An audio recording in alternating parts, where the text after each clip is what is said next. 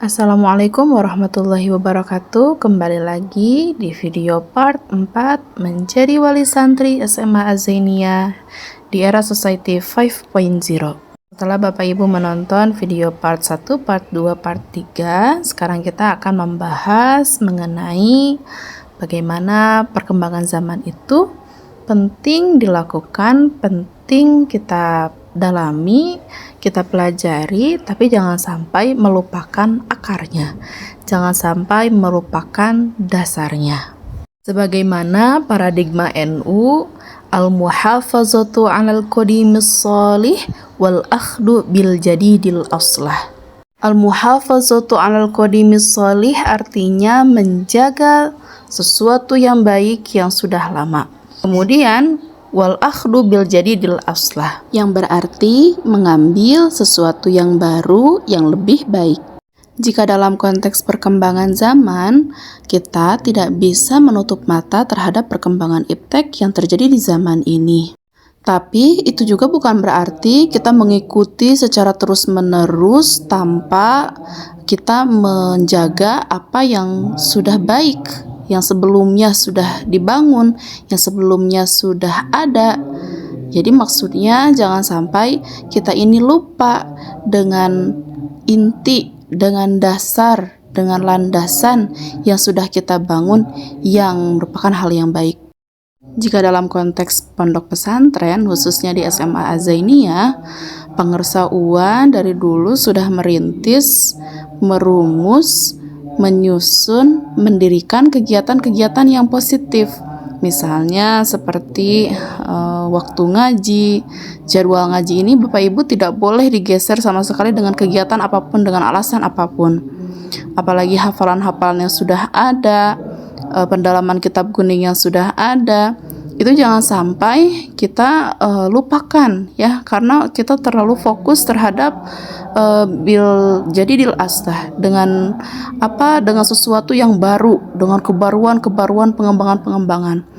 Jangan sampai kita karena terfokus kepada mengejar perkembangan zaman, kita melupakan ala qadimis shalih, sesuatu yang sudah baik yang ada sebelumnya. Adapun wal akhdu bil jadidil aslah dalam SMA Azania itu seperti kegiatan-kegiatan PPSSA, pengembangan diri, seperti misalnya ada kaligrafi, kiroat, ada jujitsu, ada silat, dan yang lainnya. Itu semuanya tidak menghilangkan apa yang sudah dibangun, apa yang sudah qadimis shalih, apa yang baik, hal-hal baik yang ada sebelumnya.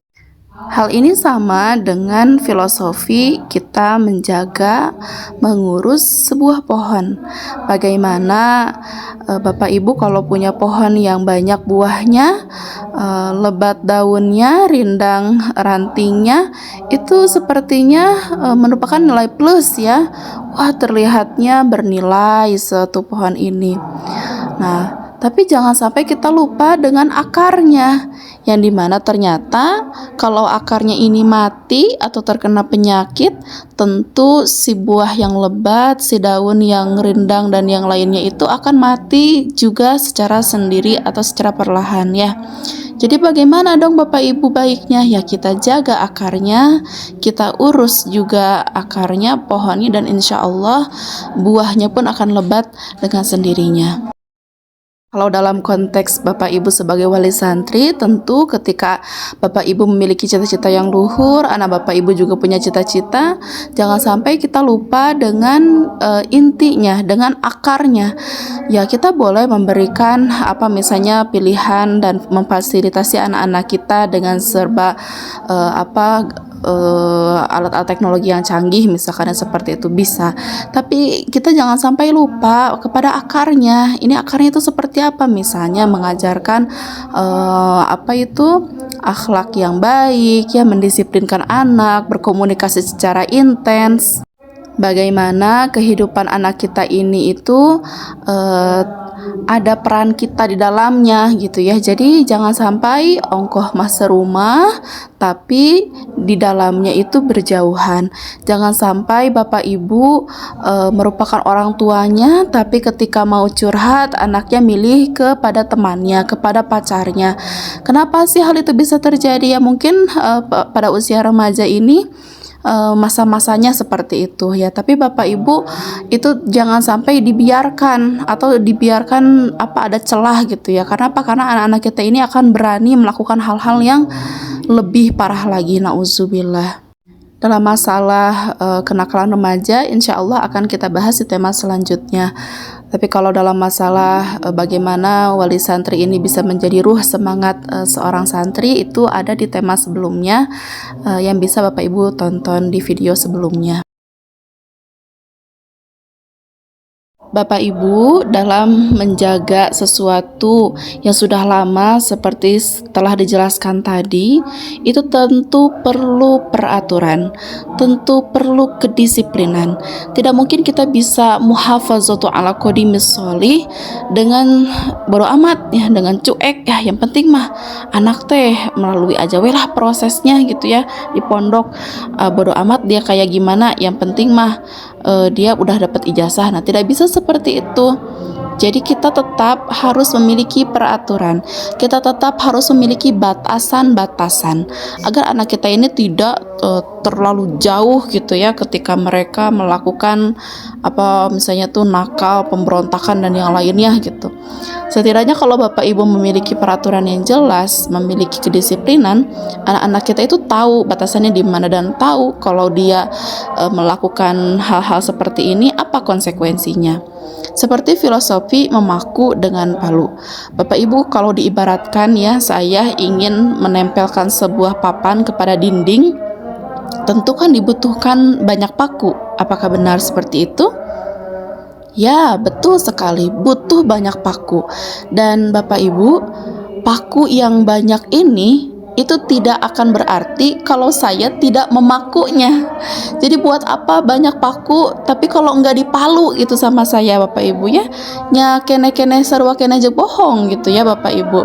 Sehingga tetap saja paku yang banyak ini harus kita palu kepada kepada dinding ini ya, agar si papannya bisa nempel. Nah Bapak Ibu, palu ini adalah usaha kita. Palu ini adalah upaya kita dalam mendirikan peraturan-peraturan.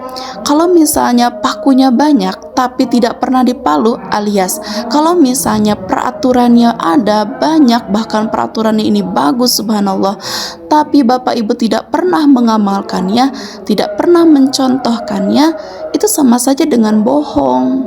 Tentu anak-anak kita di zaman ini itu membutuhkan sosok suri tauladan, membutuhkan sosok pencerah, membutuhkan sosok yang bisa mengarahkan mereka, yang menjadi penuntun mereka. Siapa lagi kalau bukan kita sebagai ayah, ibu, kakaknya, sebagai bibinya, sebagai mamangnya gitu ya.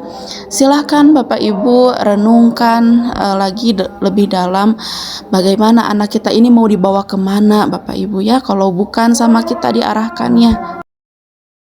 Alhamdulillah kita sudah sampai kepada akhir dari video ini. Terima kasih kepada Bapak Ibu yang sudah standby terus menerus mengikuti sampai video part sampai akhir ini.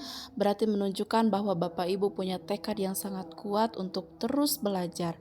Anak-anak kita belajar menjadi anak yang soleh dan solehah. Kita pun sebagai orang tuanya belajar menjadi orang tua yang soleh dan solehah. Saya mohon maaf apabila banyak kesalahan dalam pembuatan video ini. Saya tidak berniat untuk menggurui, kita sama-sama belajar Bapak Ibu.